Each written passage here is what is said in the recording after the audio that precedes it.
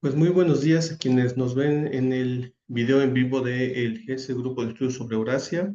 Mi nombre es Eduardo Auxilia Pango, coordinador del seminario China Estudios Estratégicos en el marco de la cuarta edición del seminario Ulises Granados sobre Geopolítica en Asia, que desde hace 4 años hemos realizado en honor o en conmemoración del legado intelectual de nuestro colega Ulises Granados. En esta ocasión vamos a tener nuestra octava mesa ya de nuestro seminario sobre estudios estratégicos, a la que hemos denominado Miscelánea de Estudios Estratégicos, en la que convergen numerosos tópicos y temas relacionados con las estrategias de China. Y bueno, para dar paso, y sin más preámbulo, me gustaría rápidamente dar la palabra al maestro Alejandro Martínez Serrano de la Universidad de La Salle, que nos compartirá su ponencia, no sin antes recordar a la audiencia que por favor, si ustedes tienen preguntas para nuestras y nuestros ponentes, nos las hagan llegar en el chat del video en vivo. Nuestros ponentes tendrán hasta 15 minutos para poder realizar su ponencia. Adelante, maestro Alejandro. Hola, ¿qué tal? Buenos días. Quiero agradecer al grupo de estudios sobre Eurasia, en especial al doctor Eduardo Sili, la invitación a este evento, al seminario sobre geopolítica Ulises Granados. Como bien señalaba el doctor Eduardo, entrañable la presencia del doctor Granados en estos estudios sobre Asia, especialmente sobre China. Voy a compartir pantalla. Permítame un segundo y ustedes me avisan si ya la pueden visualizar. Listo. Muchas gracias. Entonces, el tema que voy a abordar el día de hoy es la matriz energética de la República Popular China entre la geopolítica y la geoeconomía. Vamos a considerar que tenemos como objetivo precisamente analizar la matriz energética, adelante ME, de la República Popular China, su pasado reciente, la situación actual y las repercusiones en el ámbito geopolítico de esta potencia y también en su visión geoeconómica. En un momento determinado, vamos a considerar que actualmente la República Popular China es uno de los principales consumidores de energía a nivel planeta y su matriz energética mayoritariamente está concentrada en combustibles fósiles, por lo cual la emisión de gases de efecto invernadero la convierte en una de las naciones que más emite a nivel planeta. Vamos a considerar que se está utilizando el método histórico para identificar precisamente esa evolución de la matriz energética. Habría que mencionar que vamos a partir del 1949 con el establecimiento de la República Popular, y en ese aspecto también utilizamos el método analítico para exponer la composición de la matriz energética, y también vamos a utilizar algunos elementos de geopolítica para encontrar tendencias en ese ámbito y también en la geoeconomía. Consideramos entonces que se espera obtener como resultado un análisis de la situación actual de la matriz energética de China y también sus acciones en los ámbitos geopolíticos y geoeconómicos bajo la administración del presidente Xi Jinping. Al respecto, habría que considerar que actualmente China representa una gran potencia por su rápido crecimiento económico, no solo en los años recientes, sino en décadas recientes. También tiene importantes avances en la ciencia y la tecnología, tiene una importante capacidad exportadora y tiene una influencia no solo en el ámbito regional de la cuenca del Pacífico, sino en los ámbitos ya planetarios, en el ámbito global.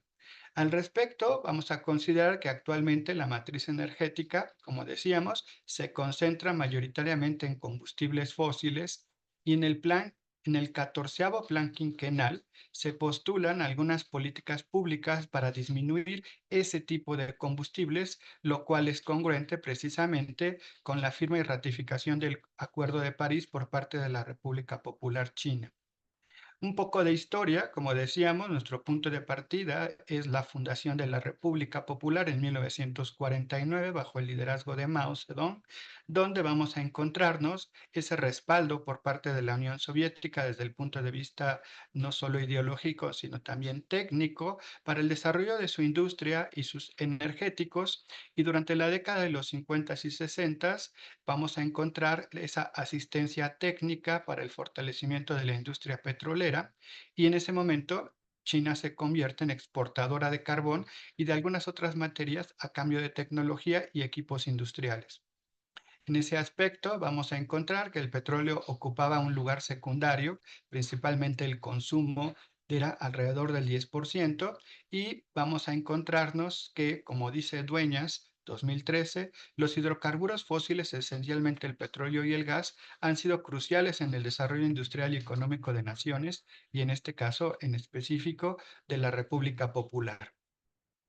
Las reformas económicas de 1978, bajo la dirección de Deng Xiaoping, van a catalizar ese crecimiento industrial y económico sin precedentes. Vamos a encontrar gran cantidad de ciclos económicos crecientes en la República Popular, lo cual conlleva un incremento notable al consumo de energía, esencialmente de combustibles fósiles. China se va a transformar en un importador de petróleo crudo a partir de 1993. Habría que mencionar que dentro de los recursos naturales que cuenta la República Popular tiene yacimientos petroleros, pero ya no serán suficientes para satisfacer el consumo nacional de petróleo, de hidrocarburos, por lo cual se va a convertir en un importador. Y a pesar de los esfuerzos de diversificación de la matriz energética, actualmente los combustibles fósiles continúan predominando. En ese aspecto, con el gran crecimiento económico, China ha experimentado una demanda energética que incrementa también el consumo de energía per cápita y de esta forma el país ha logrado avances en la producción, la distribución de energía, pero también enfrenta considerables desafíos en materia de seguridad energética y preservación del medio ambiente. En el 14º Plan Quinquenal, como mencionábamos, se establecen objetivos muy ambiciosos para la modernización del sistema energético, incluida la promoción de energías renovables y la mejora de la eficiencia energética. Sin embargo, su realización requiere un enfoque integral y coordinado y para hacer frente a estos desafíos presentes y futuros en el sector energético. La actual matriz energética china, bajo estas políticas públicas, está en un proceso de transición para buscar mayor sostenibilidad ante los desafíos globales que enfrenta no solo esta nación, sino el planeta en su conjunto. Y precisamente aquí metemos en este análisis el denominado Acuerdo de París, que presenta ciertos compromisos por parte de los países que lo han suscrito. China se encuentra dentro de las naciones que participaron en la negociación de este acuerdo y ante la salida de Estados Unidos durante la primera administración del presidente Trump, China se convierte en uno de los líderes a nivel mundial que busca su implementación. La firma del Acuerdo de París representa un paso muy importante para el compromiso chino ante el cambio climático y la transición hacia una economía baja en carbono. El acuerdo también establece objetivos para reducción de emisiones y proporciona un marco para la cooperación internacional en el ámbito del cambio climático. La efectividad del Acuerdo de París, pues, implica una transformación de la matriz energética de China y, en primer lugar, el acuerdo carece de un mecanismo de aplicación vinculante y un marco claro para la financiación y el apoyo de los países en desarrollo, lo que limita su capacidad para generar un cambio real a nivel mundial en estos aspectos. Vamos a considerar que en ese caso la matriz energética china, para su transformación, requiere inversiones masivas en infraestructura y tecnología, así como cambios significativos en los patrones de consumo y producción de energéticos. Y a partir de este avance tecnológico también la utilización cada vez más creciente de energías renovables. Desafortunadamente, China sigue dependiendo altamente de los combustibles fósiles para satisfacer su creciente demanda de energía. A propósito, Pérez y Gutiérrez nos señalan que China en la actualidad es una potencia global importante, es un actor en un juego político internacional que ha destacado en la comunidad internacional por su gran crecimiento económico, sus avances científicos, su modernización militar y la proyección de su estrategia interna en los ámbitos políticos, económicos, diplomáticos, científicos, tecnológicos y de seguridad. Al respecto, habría que mencionar que las grandes empresas chinas dedicadas a la producción de energéticos. Destacan a nivel mundial las cuatro más importantes: PetroChina, que es la compañía más grande de producción y distribución de petróleo y gas natural en China.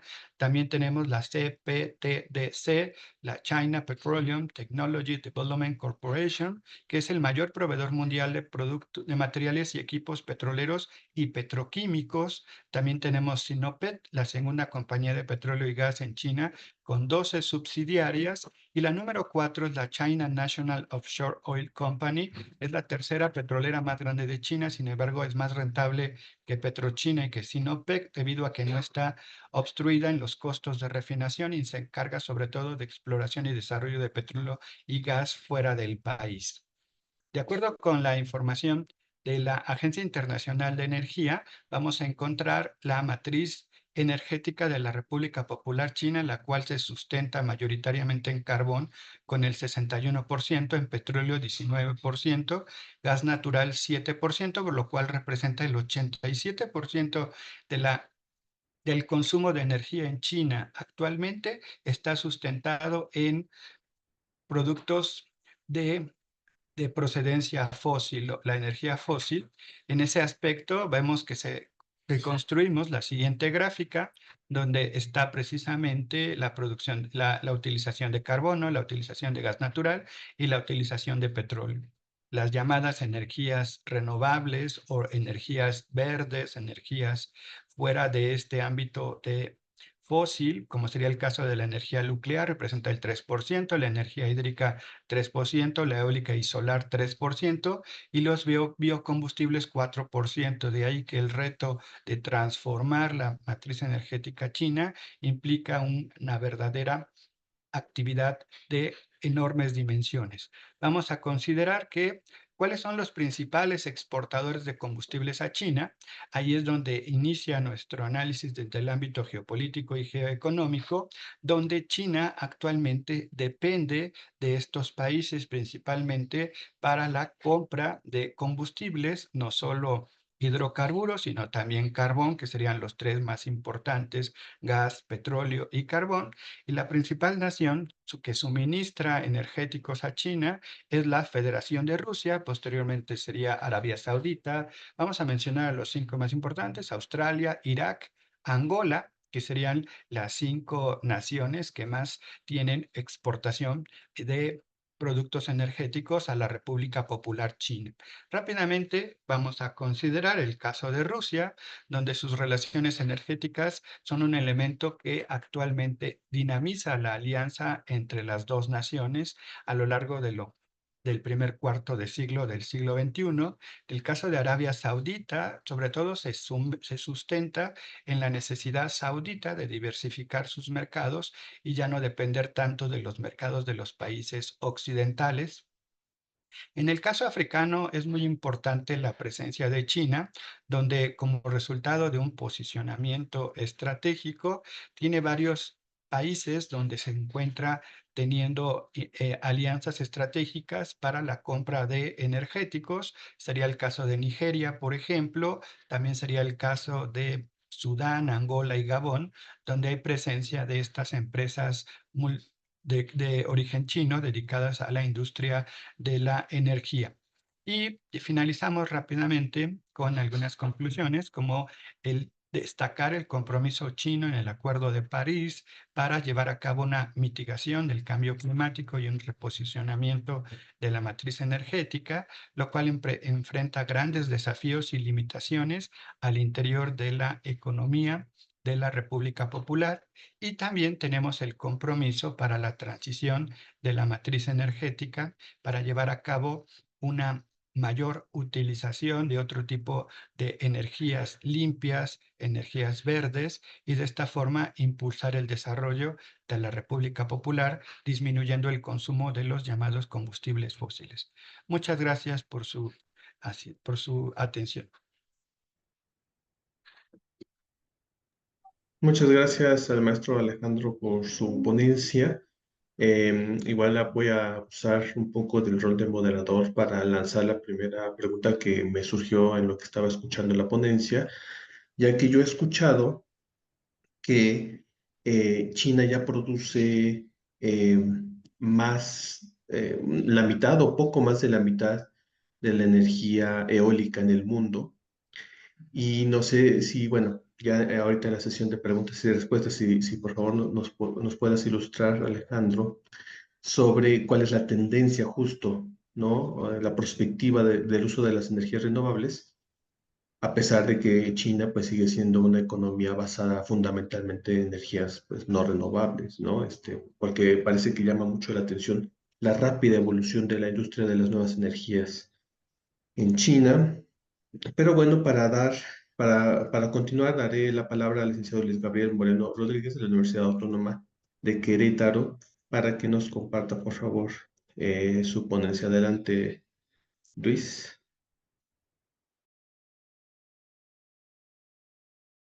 Gracias, doctor. Procedo a compartirles mi presentación.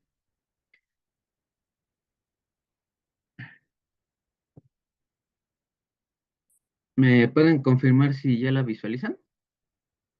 Sí, ya se ve. Ok, perfecto. Dijo que disponemos de hasta 15 minutos, ¿verdad? Así es. Correcto, perfectísimo. Bueno, pues, buenos días. Antes de iniciar, pues me gustaría expresar mi agradecimiento con el doctor Sili y con todo el grupo de estudios de Eurasia por la invitación a participar en este proyecto China Estudios Estratégicos y por participar en esta ponencia. La verdad, muchas gracias por la consideración y por la disposición a resolver todas las dudas. En estos minutos abordaré lo siguiente y es la importancia de la reintegración de Taiwán a China, la historia, economía e identidad. Básicamente, China, como podemos vislumbrar, ya va rumbo a convertirse en la gran potencia hegemónica en todos los aspectos, economía, militar y tecnológicamente, pero aún tiene un gran reto que afrontar y en esta ponencia les hablaré que este reto medular para la consolidación del poderío de China es la isla de Taiwán. Y esto es porque hay tres retos o tres ámbitos de gran valor por los cuales Taiwán es lo más importante para que China se consolide, además del simple hecho de que pues implica su reintegración total. Estos puntos son estos tres. Arriba de la isla es una última deuda histórica, el segundo más abajo, un gran valor, poseedor de un gran valor económico y tecnológico, y tres, un desafío reto a la mismísima naturaleza de la China comunista. En este tercer y último punto es en el que más me detendré, porque expondré cómo es que en la actualidad, con este auge de las tecnologías de la información y la comunicación, las redes sociales sobre todo se han convertido en un nuevo campo de batalla para la confrontación entre China y Estados Unidos y también para el tema de Taiwán. Iniciamos con un repaso histórico sobre la cuestión de Taiwán, por qué es tan importante. Tras la Segunda Guerra Mundial, los nacionalistas de Chiang Kai-shek son derrotados por los comunistas de Mao Zedong y escapan a la isla de Taiwán, que recientemente había sido desocupada por las tropas japonesas. El gobierno de Chiang Kai-shek nacionalista era apoyado por Estados Unidos y en dicha isla estableció su gobierno y se proclamó como el legítimo gobierno de toda China. Y por su parte, el gobierno comunista de Mao proclamó ser el legítimo gobierno y que la isla era una provincia renegada. El exsecretario de Estado de Estados Unidos, Henry Kissinger, apunta en su obra China que Taiwán era una provincia renegada, cuya separación del continente y cuya alianza con potencias extranjeras constituía el último vestigio del siglo de humillación vivido por China. Estados Unidos entonces procedió a apoyar al gobierno de Chiang Kai-shek en Taiwán. Incluso no solo le dio su apoyo propiamente, sino que influyó para que este gobierno fuera reconocido en diversos organismos internacionales. Y se mantuvo muy distante de la República Popular China, con contactos diplomáticos nulos. Pero esto cambió cuando Richard Nixon llegó a la presidencia de Estados Unidos. Él consideraba que excluir a la República Popular de China de la baraja diplomática de la Casa Blanca era una gran limitante y sobre todo procedió a propiciar el acercamiento entre Estados Unidos y China al ver el gran distanciamiento que se empezó a dar entre el gigante asiático y la Unión Soviética. Las dos superpotencias comunistas, socialistas del momento, a diferencia de lo que se podría creer, llevaron una pésima, pero pésima relación, a tal grado que incluso China llegó a temer propiamente una invasión por parte de la Unión Soviética. Al ver que China tenía un mayor potencial como aliado frente a Moscú que como un enemigo, la administración de Nixon propició este acercamiento, el cual inició primero con levantar el veto a establecer contactos comerciales con la República Popular de China, o incluso estaba prohibido que los ciudadanos estadounidenses viajaran. Y en febrero de 1972, Richard Nixon llegó a China y se reunió con el mismísimo Mao Zedong, en una reunión que Henry Kissinger señala que fue la más meticulosamente preparada, ya que incluso él llevó a cabo diversas visitas previas. Fruto de esta visita es que se da el comunicado de Shanghái, donde los Estados Unidos reconocen que la cuestión de Taiwán pues, es un asunto interno de la propia China y reconocen que existe una única China, que me permito poner un fragmento sobre dicho comunicado. Y en 1979, ya con Jimmy Carter en la Casa Blanca y Deng Xiaoping en China, se da el establecimiento oficial de relaciones diplomáticas entre Estados Unidos y China, perdiendo así Taiwán su asiento en numerosos organismos internacionales y poco a poco reconocimiento por parte de diferentes países. En la actualidad, los estados más destacados, así como que más reconocidos que aún mantienen relaciones con Taiwán son Paraguay, Guatemala, Belice y el Vaticano. Pasando al punto 2, Taiwán, la capital mundial de los microchips. Y es que aunque Taiwán empezó a perder reconocimiento por parte de muchísimos países a partir de que Estados Unidos le quitó el reconocimiento, a finales de la década de los 80, particularmente en 1987, Morris Chang funda Taiwan Semiconductor Manufacturing Company Limited, o por sus siglas TSMC, el mayor fabricante mundial de semiconductores del mundo. Este es tan colosal y tan clave para dicha industria. Estos semiconductores son piezas clave para todos nuestros dispositivos celulares, tablets, computadoras y demás. TSMC abarca el 58.2% del mercado mundial de dicha industria. En particular, ejerce un control del 92% de los más avanzados. Es la punta de lanza del desarrollo de semiconductores. Ningún país lo iguala y producir estos engranajes, estos dispositivos es una tarea sumamente compleja que no se puede ejercer en cualquier zona. Estados Unidos y la India le han ofrecido a TSMC que se instale, pero sus plantas en Taiwán son muy valiosas y son únicas por el grado nivel de cientificidad o de especialización que requieren estos. Fabricar estos chips requieren un alto grado de limpieza y de efectividad técnica. El Departamento de Estado de Estados Unidos señala que una disrupción a la cadena de suministro de TSMC en la forma de un hipotético bloqueo de la isla de Taiwán por parte de China generaría pérdidas anuales de 2,5 trillones a la economía global. O sea, que TSMC deje de surtir al mundo de sus semiconductores sería algo terrorífico para la economía, porque básicamente nos privaríamos de estos dispositivos claves y por ende la demanda de todos estos dispositivos con los que hoy en día convivimos tan cotidianamente, con los cuales hacemos nuestras actividades diarias, pues sería algo impensable. Y para colmo, esta industria, en lugar de irse diversificando o hagan nuevos competidores, pues su valor ha aumentado, porque fruto de la crisis del COVID-19, pues la demanda de estos dispositivos pues ha aumentado. Véase que estamos aquí en una reunión virtual, ya estas facilidades no lo han permitido, pero pues, obviamente todos requerimos de un dispositivo electrónico para conectarnos, y si se pierde esos dispositivos, estos engranajes clave, pues habrá una alta demanda de nuestros computadores y demás dispositivos. La guerra en Ucrania también ha sido un gran problema para esta industria porque tanto Kiev como Moscú eran proveedores clave del gas neón, un elemento clave para la fabricación de estos dispositivos. Y debido sobre todo a las sanciones que se le impusieron a Rusia, pues debido a la guerra que se ha bloqueado la salida de numerosas mercancías de Ucrania, pues ha escaseado dicho elemento y la industria se ha visto forzada a buscar nuevos proveedores, pero Rusia y Ucrania eran los dos principales. Y ahora el punto tercero con el cual más me detendré, y es Taiwán. Taiwán. El gobierno de Taiwán, actualmente presidido por Lai Ching-te, que ganó las elecciones y inició este año, anteriormente presidido por Tsai Ing-wen, es un símbolo, una imagen, un grito en esencia contrario a la República Popular de China. Literalmente, Taiwán es a ojos de Occidente y sobre todo es la imagen de lo que a ojos de las potencias, de Estados Unidos o Reino Unido con sus estándares democráticos, debería de ser China. Aquí pongo estas imágenes para ilustrar. Un movimiento clave o algo que ejemplifica esto es el llamado movimiento girasol que tuvo lugar hace 10 años, cuando manifestantes, en su mayoría jóvenes estudiantes, irrumpieron en el parlamento taiwanés, rechazo a un acuerdo comercial que temían pudiera incrementar la influencia económica y política de la República Popular de China sobre Taiwán. Este acuerdo implicaba que China iba a invertir numerosas cantidades de dinero en sectores como salud, turismo y telecomunicaciones, pero también denunciaban que el acuerdo se negoció, dicho coloquialmente, pues a oscuras, que no hubo transparencia en la negociación.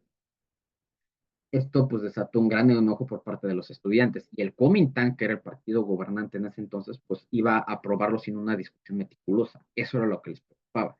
Y el 17 de marzo propiamente, el Kuomintang dijo que ya estaba listo el tratado para aprobarse. Esto provocó que los manifestantes irrumpieran en el Yuan, el parlamento taiwanés, y se establecieran ahí y generaron todo un movimiento mediático en redes sociales. Por ejemplo, su página de Facebook obtuvo 50,000 me gustas en las primeras horas en que inició esta manifestación. También se creó el movimiento G0V, donde activistas expertos en computación instalaron cámaras de video para transmitir los mensajes de los jóvenes al interior del recinto. Y de hecho no solo los transmitieron en taiwanés o chino, sino que también se dedicaron a transmitirlo al resto del mundo. No solo Taiwán se enteró de lo que pasaba con el movimiento Girasol, sino el resto del mundo. Hubo gente que se acercó a ayudarlos a traducir sus mensajes al inglés y a diversos idiomas más. No tuvieron la necesidad de esperar que la prensa extranjera llegara a postarse. Ellos ya se estaban volviendo virales gracias a las redes sociales y transmitían el porqué de sus protestas y cuáles eran sus objetivos, que querían que este tratado se retrasara y al final lo consiguieron. El movimiento, como dije, se difundió dentro y fuera de Taiwán y tuvo éxito tanto, aquí vemos algunas imágenes de cómo se apostaron en el parlamento, tanto que esto llevó a la caída del Kuomintang en las elecciones del 2016 y llegó al poder Tsai Ing-wen, la primera presidenta de Taiwán y perteneciente al Partido Progresista Democrático. En su gabinete destaca un ministerio y un personaje muy particular, la ministra de Asuntos Digitales, Audrey Tang. Esta programadora transgénero aboga por un gobierno anárquico. Ella señala que es sin jerarquías, donde no se concentre el poder y se ejerzca plenamente descentralizado y donde la ciudadanía puede involucrarse propiamente en las decisiones en cada toma de acción por parte del gobierno y esto incentive sobre todo a los jóvenes a involucrarse en la vida política de su país gracias a estas plataformas digitales. Ella fue parte del movimiento Girasol y durante la administración de Tsai fungió en dicho ministerio. Y ya casi para ir cerrando, pues fruto de estas redes, pues básicamente se dio el movimiento Girasol, fue algo determinante y pues arruinó la firma de este tratado que era clave para el objetivo de China, pues de lograr esta reintegración con Taiwán. Pero las redes sociales ya en días recientes se han convertido en todo un campo de batalla entre Estados Unidos y China. Las redes y la digitalización son un nuevo campo de batalla. Desde la guerra entre Rusia y Ucrania, vimos cómo se procedió a bloquear las páginas de los medios rusos, ya sea Rusia Today o Sputnik. De hecho, apenas el día de ayer, Meta anunció y tumbó las páginas de RT y de Sputnik y de todos estos medios de Rusia. Estados Unidos y China se están amenazando con bloquear sus aplicaciones, principalmente las de Meta, Facebook, WhatsApp, y China con TikTok como un nuevo completamente campo de batalla. Antes se amenazaban con poner misiles nucleares, ahora se están amenazando con esto. Estados Unidos le ha exigido a China que va a prohibir, y ahorita está actualmente el juicio desarrollándose, que si no accede a vender su parte en Estados Unidos, primero le exigió que toda la información de usuarios estadounidenses debía de quedarse en Estados Unidos, China lo hizo, o bueno, la plataforma TikTok, pero ahora le está exigiendo que lo venda y evidentemente alguien que pues, se beneficiaría mucho de esto es Mark Zuckerberg. Es más, podríamos pensar que esto es una disputa tecnológica de que el magnate de Silicon Valley pues se quedó celoso de ver que la aplicación de origen chino le estaba ganando terreno a Facebook y a las demás aplicaciones de su propiedad y pues lo que quiere es quedarse con TikTok en algo similar a lo que hizo, a lo que quería hacer con Snapchat y posteriormente Instagram, pero el gobierno de Estados Unidos, de hecho, hay estados como Montana que ya han prohibido TikTok en sí y diversos gobiernos de Estados Unidos y el Reino Unido ya han prohibido a sus funcionarios gubernamentales completamente instalar TikTok en los dispositivos de gobierno o en sus dispositivos personales, pero la prohibición de TikTok en Estados Unidos está a la vuelta de la esquina. Conclusión, Taiwán representa el mayor desafío para China ya que es la última deuda histórica del gigante asiático con su siglo de humillación. además de ser el mayor grito político, ideológico y mediático opositor al gobierno comunista de Pekín. Sin embargo, al contar con una posición económica tan privilegiada, China esperará a que un gobierno taiwanés permita una reintegración pacífica de la isla al continente. Pero al ser un desafío tan grande, no se debe dudar que el gobierno comunista se mantendrá paciente solo hasta 2049, año en que han prometido que a más tardar Taiwán regresará por completo a su control. Y pues aquí dejo unas cuantas de las referencias y pues con esto estaría concluyendo mi ponencia. Quedo a sus órdenes. Muchas gracias por su atención. Muchas gracias a ti, Luis, por esta interesante ponencia. Justo platicábamos en la anterior sesión del seminario, que es un tema que me parece que se ha tocado poco en este seminario, que es el asunto de Taiwán. Y ya tú, a lo mejor nos podrás compartir en esta sesión de preguntas y respuestas que tendremos más adelante, si tú consideras correcta la tesis de que el próximo gran conflicto que parece que puede darse en el mundo después de la guerra ruso-ucraniana, pues es justamente en el estrecho de Taiwán, por las tensiones ahí que se están disparando, ¿no? Pero bueno, vamos a seguir con nuestra mesa y toca turno ahora de la doctora Nitzia Vázquez Carrillo de la UNAM, que pues nos va a compartir su ponencia. Pues la doctora tiene la palabra. Buenas tardes, muchas gracias. Todavía son días, perdón. Les comparto la pantalla. Me avisan si ya se ve. Justo ya se ve. Perfecto, gracias. Bueno, de igual manera me sumo a los agradecimientos por hacer estos grupos de estudio, así como las felicitaciones al grupo de estudio sobre Eurasia y al doctor Eduardo Sili por esta iniciativa. En particular, yo voy a abordar la parte de China y su desafío por las finanzas sostenibles en estrategias y tendencias en el siglo XXI. Este es a grandes rasgos el contenido breve que voy a abordar al respecto de la ponencia. Ya tenemos un poco más de información, un esquema general de la investigación. Sin embargo, bueno, pues aquí lo resumimos para presentarlo a grandes rasgos en estos 15 minutos. ¿Qué pretendemos hacer? Y para eso voy a dar un breve contexto. Yo sé que quienes han abordado el tema de China conocen, sin embargo, conocen su historia. Sin embargo, yo me quiero enfocar un poco en la parte de la historia de China, la parte del sistema financiero. Ha cambiado. En principio, totalmente estaba bajo el control del Estado y su principal función pues era esta que denominamos de intermediación financiera para apoyar la producción, sobre todo industrial y agrícola, conforme a planes quinquenales. Después empieza un cambio gradual pero sustancial en el esquema de construcción, de estructura del sistema financiero y de uso de instrumentos. Y paulatinamente, pues se van añadiendo nuevas instituciones. El establecimiento de bancos especializados, por ejemplo, el de construcción, el de agrícola, industrial y comercio, da pautas diferentes a cómo se gesta esta intermediación de la captación hacia el financiamiento.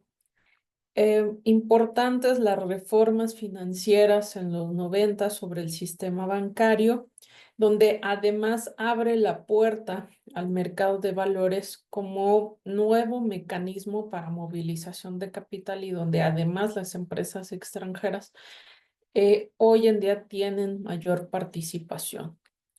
Y algo que pues podríamos como denominar integración global y modernización, en donde coincidente con el ingreso de China a la Organización Mundial del Comercio, incentivó a los bancos a expandir sus operaciones internacionales de manera más amplia.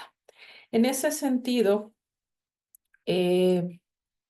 una de las problemáticas que consideramos o que hemos observado es que pues al final se tiene que no es solo de China, pero que obviamente por su carácter como líder va a tener influencia en el mercado financiero internacional y en este contexto de cómo estamos observando eso que llamamos crecimiento económico, pero preocupándonos no solo por la parte de crecer de la economía, sino también de la explotación de los recursos naturales que nos permita sostenibilidad, que nos permita estabilidad social, que nos permita desarrollo interno del país y que tenga en cuenta pues las dinámicas del contexto internacional. En ese sentido, pues nos hemos hecho varias preguntas, aquí solo tenemos algunas acotados un poco a esta parte de las finanzas sostenibles. ¿Cómo está integrando China justamente la sostenibilidad en la política financiera y en sus mercados? ¿Cuál es el papel del gobierno chino y sus regulaciones para promover esta sostenibilidad financiera? En qué fase va? ¿Qué impacto han tenido estas inversiones sostenibles en China? Y ahí vamos a encontrar un diferenciador. Por ejemplo, cuando se trata de emitir bonos verdes que le llamamos, esos bonos verdes, China pone un tope de un máximo 40% del monto de los activos de las empresas. Pero a la hora de la emisión no a todos les pide calificación para ponerlos en el mercado. Esas pequeñas diferencias, bueno, pues tendrán que ver y tendrán que discutirse y se han discutido con base en otro grupo dedicado a las finanzas sostenibles a nivel internacional que más adelante mencionaré. Y también, por ejemplo, qué lecciones pueden extraerse del enfoque propiamente chino sobre finanzas sostenibles y cómo pueden compararse con otras economías, sobre todo los grandes emisores de bonos verdes, por ejemplo, Brasil. De ello, hemos derivado en algunos objetivos específicos de analizar el proceso de integración de la sostenibilidad en las políticas financieras. Ya hay un avance. De hecho, en 2021-2022 tenemos incluso marcos normativos relevantes en cuanto a difusión de información, pero se ha ido ampliando. Investigar las respuestas de las instituciones financieras chinas, pues ante esta sí presión tanto global, pero también en su estrategia, ¿no? Como líder, pero para, por ejemplo, generar otro tipo de alianzas o pues su aceptación o no, el compromiso de la mitigación con el cambio climático y todo lo que conlleva para la adopción de esas prácticas sostenibles.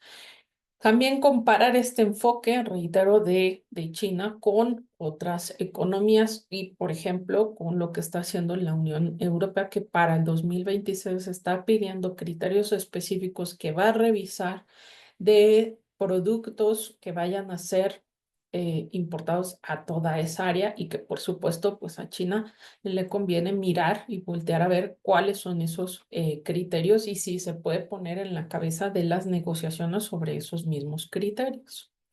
En ese sentido, consideramos que tiene carácter estratégico por esta interrelación con el mercado financiero internacional, por el propio lugar que se ha ganado ya China como uno de los principales emisores de esos bonos verdes. Además, la parte de la iniciativa de la franja y la ruta y su influencia en el desarrollo económico global, pues obviamente que nos tenemos que sentar a discutir cómo es que China está gestionando estos posibles riesgos ambientales.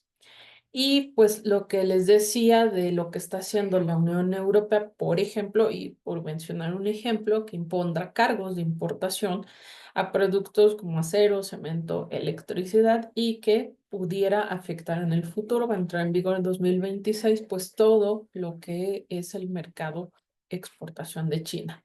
Brevemente, no meterme a detalle en la exposición, pues nos interesa obviamente abordar la actual estructura del sistema financiero china, porque de ahí van a derivar diferencias, esas diferencias y esas lecciones con otros países, con base en tres reguladores, el Banco Central, la Comisión Reguladora de Valores y la Comisión de Banca y Seguros.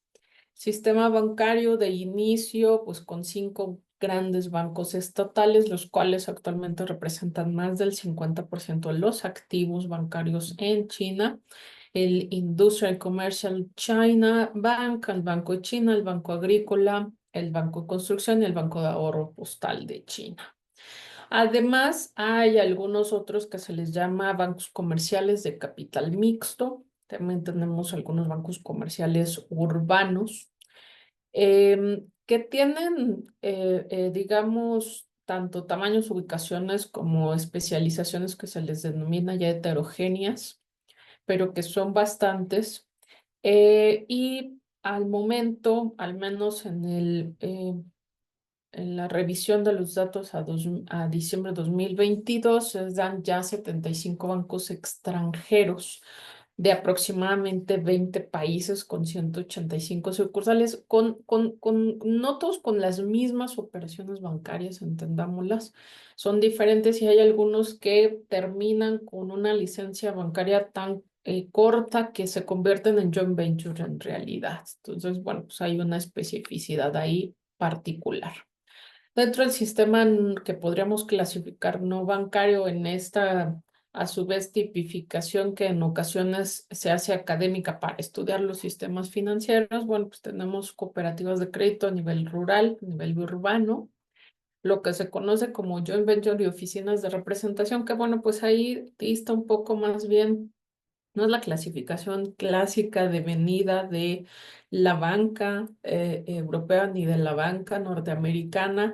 Estas oficinas de representación pues tienen la idea de ir a estudiar sí el mercado, las posibles asociaciones, pero no necesariamente se convierten en alguna otra entidad o digamos evolucionan a otra tipo de entidad. Por supuesto, el posicionamiento actual de China dentro de los 10, es decir, dentro del listado de los bancos más grandes del mundo por activos, pues dentro de los 10 primeros, pues tenemos ya 5. Si nos vamos a la lista más grande y llegamos al 30, pues siguen en las primeras posiciones por activos. Ay, perdón. Lo mismo si lo vemos en términos gráficos del comparativo de sus activos respecto de ese mismo listado de los 10 bancos más grandes, pues estos pues realmente representan, estos primeros 4 realmente representan una tenencia de activos bastante superior que incluso el resto de los 10 que están ahí. Pues bueno, pues es un posicionamiento importante que entonces no solo es en términos del flujo de recursos, sino también en términos de cómo están haciendo negocios, qué tipo de negocios, cómo están adoptando la regulación bancaria, cómo eso puede afectar el mercado financiero internacional, etcétera. En eso se traduce liderazgo. Ahora, yéndonos un poco a la parte de finanzas verdes, bueno, tenemos en realidad ya varios intentos sobre finanzas sostenibles. Uno importante que ha hecho muchos avances, cifras comparativas, etcétera, es justamente la red de banca de finanzas sostenibles, que ya con todos sus miembros al que pertenece China y respaldada por la Corporación Financiera Internacional, que pertenece a su vez al Banco Mundial. Bueno, pues se hizo todo un proceso de consolidar 3 pilares, consolidar 3 fases y catalogar a los países en dónde están de esas 3 fases, que vienen la preparación, la implementación y la maduración con sus respectivos, en qué consisten estos 3 pilares. Al respecto, bueno, pues podemos destacar que, por ejemplo, 31 países tienen algún tipo de cooperación entre organismos gubernamentales y sectoriales para promover las finanzas sostenibles. En el caso de China, es la Comisión Reguladora de Bancos y Seguros y el Banco Central de China. Muchos de ellos ya tienen están en las subetapas de avance y de consolidación, el cual es el caso de China. Encabeza además la iniciativa para ayudar al sector financiero a abordar no solo bonos verdes, finanzas sostenibles, sino instrumentos estratégicos para el riesgo climático. Es pionera en el desarrollo de sistemas de estadísticas de créditos verdes, lo cual ya está liderando para el resto del mundo. Y bueno, pues aquí lo vemos en el mismo reporte, en el último de 2022, ya se encuentra, y con muy pocos otros que comparten ese lugar, la etapa de consolidación, y que lo que indica es la integración de los cambios del comportamiento, de cómo se están llevando a cabo las finanzas. Sobre todo ahorita estamos en una etapa de emisión de información comparativa respecto a lo que estamos haciendo sobre finanzas sostenibles, y mucho tiene que ver con banca y con las emisión de información que están dando las empresas en los mercados de valores, en este caso de China. En este sentido, bueno, pues las conclusiones, lo que tenemos es que el sistema financiero de China, bueno, pues tiene implicaciones directas sobre los mercados internacionales y en el comercio global, en el suministro de capitales. En ese sentido, la transición hacia un sistema financiero sostenible, pues no solo afectará, sí, su crecimiento económico interno, devenido, por ejemplo, ya de reestructuras por pequeños escándalos y pequeñas burbujas financieras, también hipotecaria un poco en ciertas zonas, etcétera, sino también en las propias mecanismos de financiamiento de las cadenas de valor globales, las decisiones de inversión de empresas extranjeras. Y en ese sentido consideramos que es clave para identificar los desafíos u oportunidades en la transición hacia las finanzas sostenibles, lo que a su vez va a derivar, va a repercutir en las políticas financieras globales y en las estructuras del sistema financiero, tanto nacionales como el sistema financiero internacional de largo plazo, a su vez como la posible reconfiguración de alianzas globales devenidas de esta particularidad idea de si estamos financiando o no, si nos interesa o no, si además de esto nos interesan los principios ESG, etcétera, todo lo que involucra las finanzas o el marco de acción de las finanzas sostenibles. De igual manera, comparto alguna lista pequeña de referencias ahorita que nos pueden servir para los temas, y pues mis datos. Con eso yo estaría cerrando. Muchísimas gracias. Muchas gracias a la doctora Nitzia por esta muy interesante ponencia que tiene que ver con un tema también muy poco tratado, me parece, en México o en la literatura de habla hispana. Em, y que pues tiene que ver un poco con cómo sostiene China el financiamiento de sus actividades económicas, ¿no? Muy importante, muchas gracias por esta ponencia. Y bueno, vamos a dar paso a la última ponencia del maestro Juan Cruz Margueliche, quien nos acompaña justamente desde Argentina, pues para que nos comparta sus impresiones sobre este tema eh, y sobre su tema en cuestión. Juan, adelante, tienes la palabra. Muchas gracias por acompañarnos. Hola, ¿qué tal? Eduardo, agradecerte a vos, a la organización, efectivamente desde Argentina, una alegría compartir con tan distinguidos colegas, así que bueno, voy a iniciar, no sé si se ve la pantalla. De allá se ve. Bien, bueno, voy a tratar de respetar los 15 minutos como hicieron mis colegas. Bueno, yo vengo de la disciplina de la geografía, digamos, mi disciplina de base, y en la facultad una de las materias que doy es geografía cultural, con lo cual mi interés va a estar un poco en entender algunas coordenadas de la geoestrategia de China, un poco por la mesa que has organizado, de una perspectiva espacio-cultural. ¿Sí? Tanto la dimensión cultural espacial como geopolítica va a ser un poco el plano de análisis, ¿no? Y para arrancar, bueno, obviamente siempre hay una pregunta cuando hablamos de estudios culturales, ¿no? En el caso de América Latina tenemos una gran incidencia de los estudios anglosajones, de la escuela de Birmingham, y después tenemos también un debate con los estudios culturales latinoamericanos, ¿no? Si tenemos relación con la escuela de Birmingham o no, y ahí todo un debate que no me va a alcanzar para desarrollarlo, pero sí pensar algunos parámetros para entender los estudios culturales que algunos colegas fueron desarrollando. Uno es el concepto de civilización milenaria, ¿no? Hay un desafío metodológico. La dimensión temporal de China es clave. ¿Sí? Ahí hay un continuo temporal que tenemos que tratar de rastrear. Otro es ver la cuestión de la cosmovisión y la modernidad, pongo entre comillas, ¿no? Una modernidad no entendidos del campo occidental solamente. Y otro lo que nos puede permitir quizás a pensar la cultura de China en la actualidad es un poco lo que nos va a plantear el intelectual García Canclini cuando habla de culturas híbridas, ¿no? Si bien para García Canclini todas las culturas son híbridas, es interesante entender los procesos de hibridación que ha transitado China para hoy tener una lógica de pensamiento que, como lo planteo al comienzo, tiene esta dualidad articulada, que lo podemos ver en varios pasajes de su dimensión social, inclusive en la religión, y en otras dimensiones también geopolíticas, como vamos a ver ahora.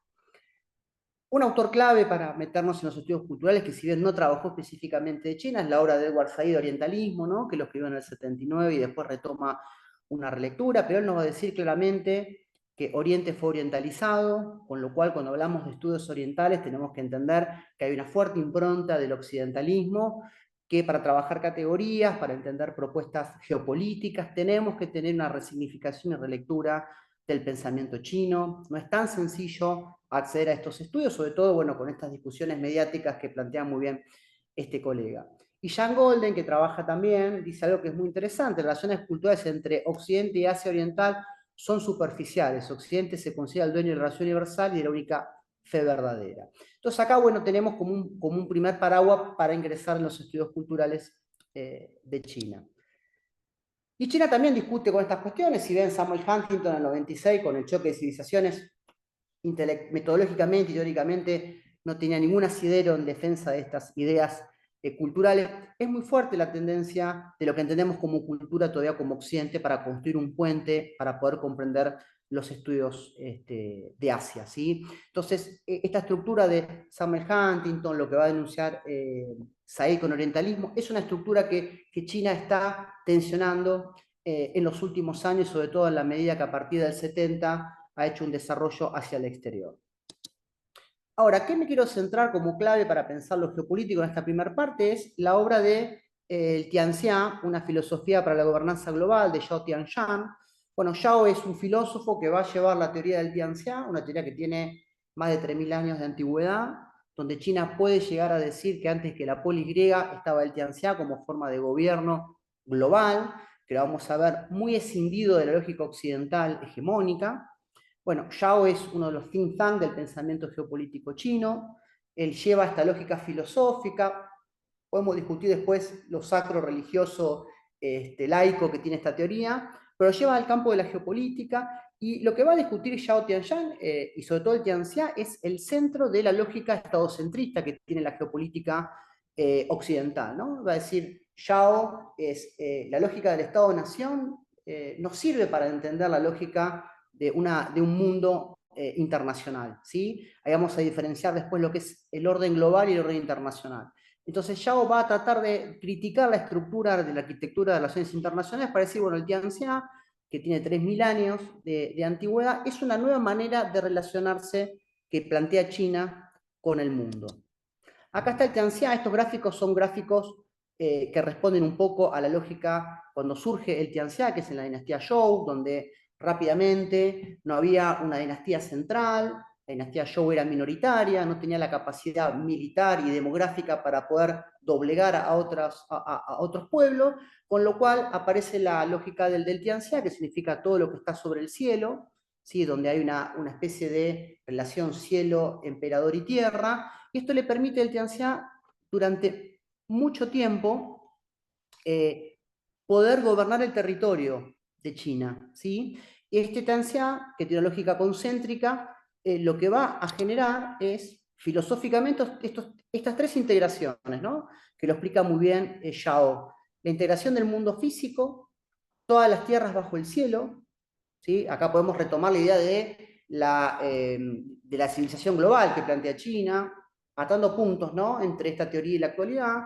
Un mundo psicológico, todos los pueblos bajo el cielo, el sentimiento de pueblo. Es muy común en Xi Jinping el concepto de pueblo, es muy fuerte. Y el mundo político, instituciones globales que aseguran el orden universal.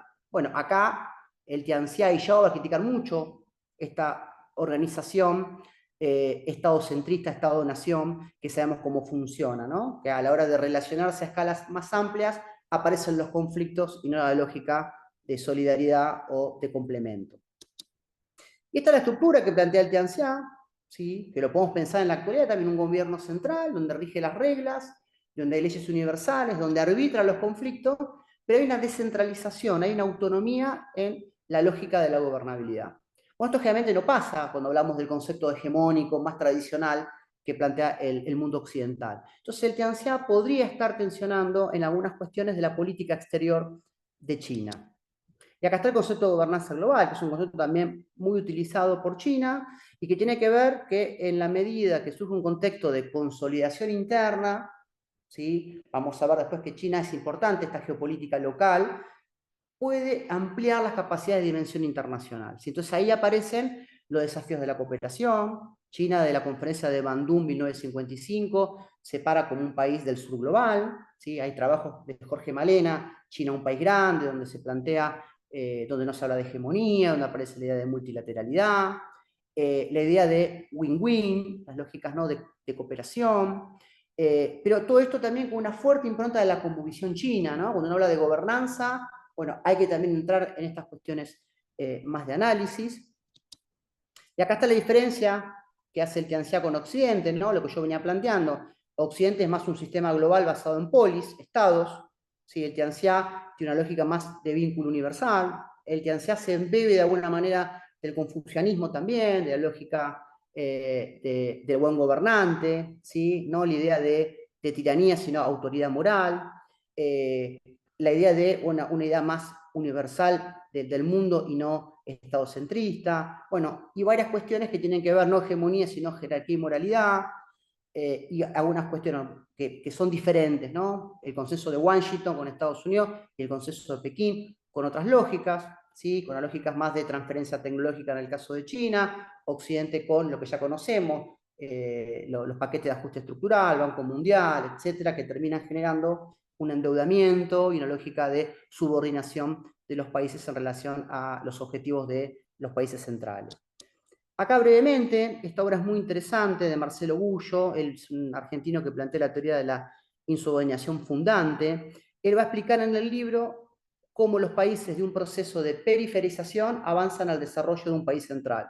Toma el ejemplo de Inglaterra, el ejemplo de Estados Unidos, de Japón, de Alemania y de China. Y lo que él va a encontrar en el libro son ciertos elementos que se repiten, que hoy se le critica a China, pero han hecho todos los países que hoy alcanzan la centralidad, que es construir un umbral de poder económico, militar, tecnológico, el impulso estatal, el rol del Estado, ¿sí? Todos los países que se desarrollaron buscaron el desarrollo de la centralidad territorial, mantener la cohesión de un territorio ampliado, no fragmentado.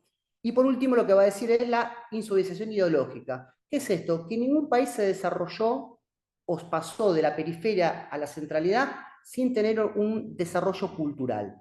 ¿Sí? La insubordinarse culturalmente implica construir las maneras de pensar, defender los valores. Bueno, esto lo ha hecho todos los países. Digamos. Lo que plantea Gullo es interesante para entender todo lo que se le critica a China, cómo el resto de los países centrales transitaron el mismo recorrido. Y acá hay una diferencia en la política exterior china, que es el orden global y el escenario internacional. Para algunos autores, una cosa es el orden global, otra cosa es el escenario internacional. El orden global claramente es la economía china. El orden global es un actor preponderante, ¿sí? Tanto como exportador como importador.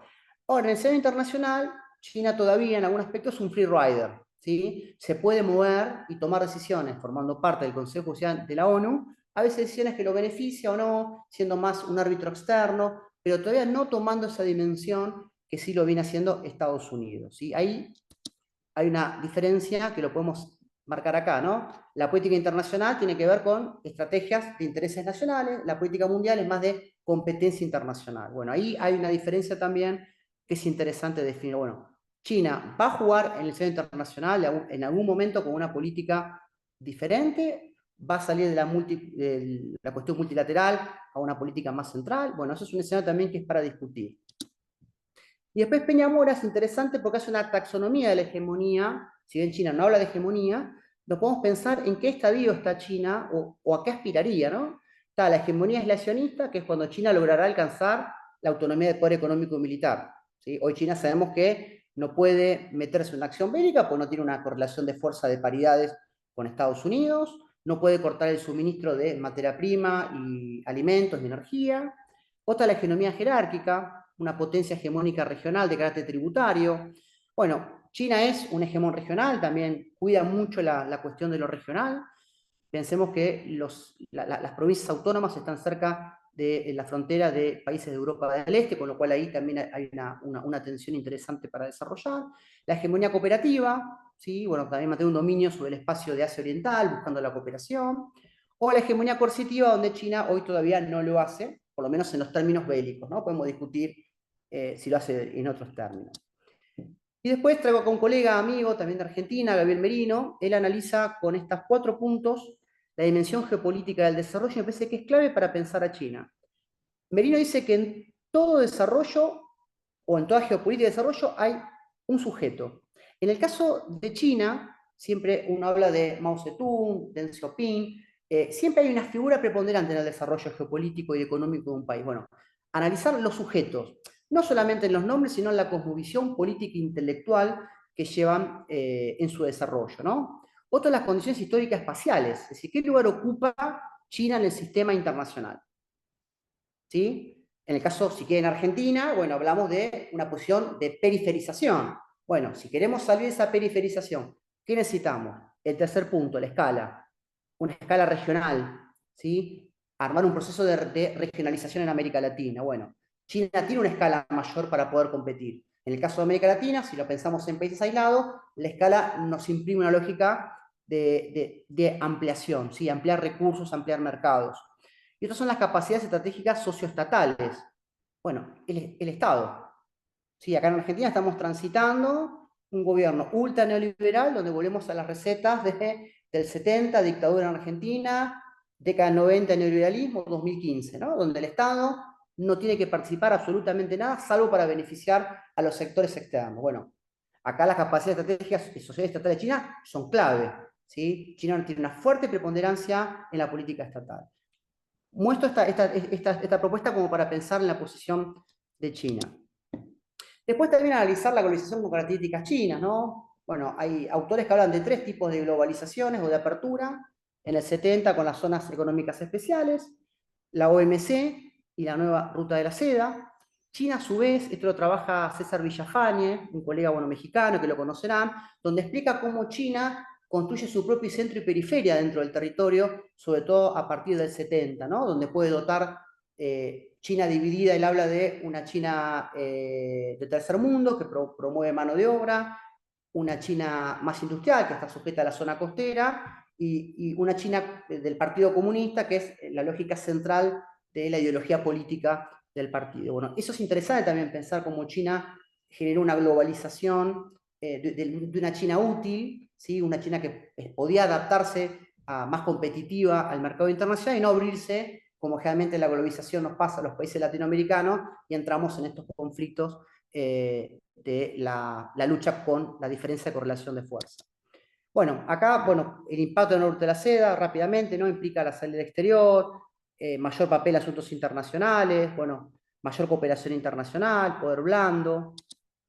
¿Sí? Parra Pérez analiza estos 6 corredores, bueno, acá el mapa es muy pequeño, pero China con estos corredores tiene acceso al Índico, tiene acceso a puertos oceanográficos, bueno, una lógica muy interesante que puede ser vista desde lo geopolítico, desde lo económico y también desde la infraestructura.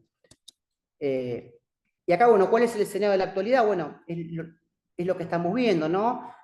Por primera vez en los últimos 500 años, el escenario del capital tecnológico, económico, político, ya no está en manos del Atlántico Norte, aparecen otras lógicas de desplazamiento del orden internacional, que es lo que estamos viendo obviamente en la actualidad, y lo que autores como Walter Mignolo plantean, ¿no? Esta lógica de una cartografía del poder. ¿Qué está pasando? Y lo podemos ver con el conflicto de Rusia-Ucrania, China-Taiwán, Palestina-Israel. Se está dando un proceso de desoccidentalización por parte de los países de Asia, ¿sí? Tratar de avanzar no solamente en recuperar territorio, sino también en marcar una nueva agenda de relaciones internacionales, y Estados Unidos, por otro lado, está haciendo un proceso de reoccidentalización.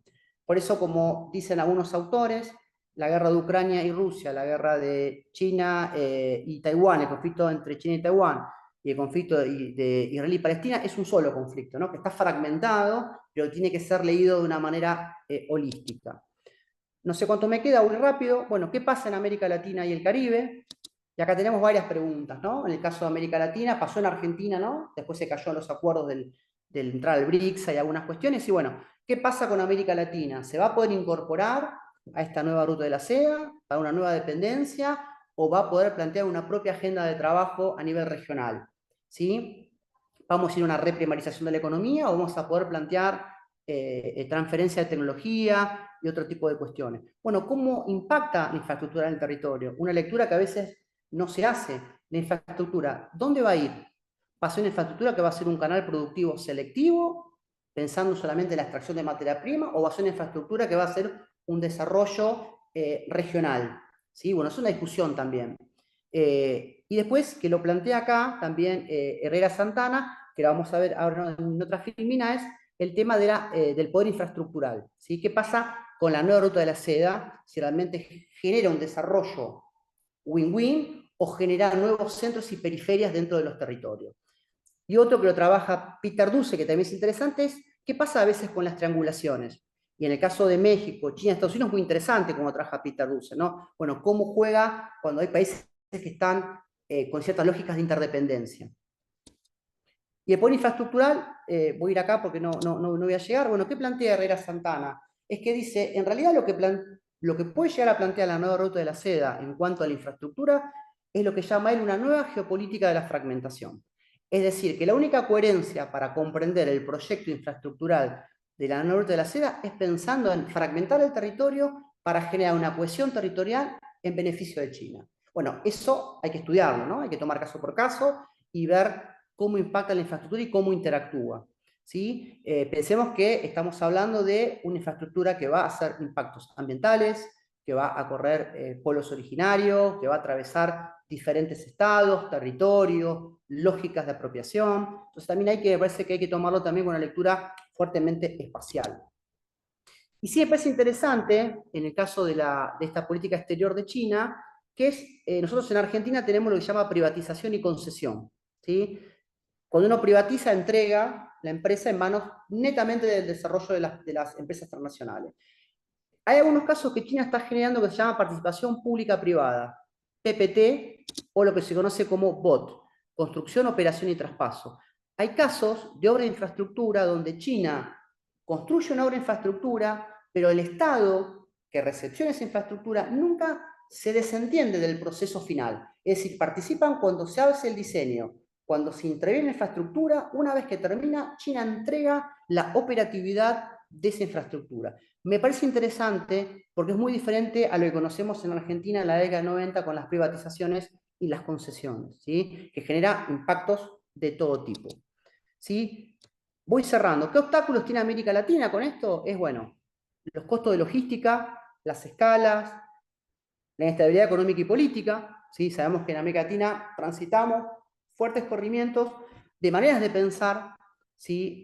Acá en Argentina, bueno, nos pasa, ¿no? Que es muy común, ¿no? Los globalistas o americanistas, ¿no? Bueno, esos paradigmas que implican cosas muy distintas, no solamente para relacionarse, sino para generar nuevas normativas. Bueno, creo que para no pasarme, muchas gracias, perdón si fui muy rápido, pero bueno, eran muchos temas que quería como plantear para el debate. Muchas gracias. No, al contrario, muchas gracias a ti, Juan, por pues esta interesante también ponencia.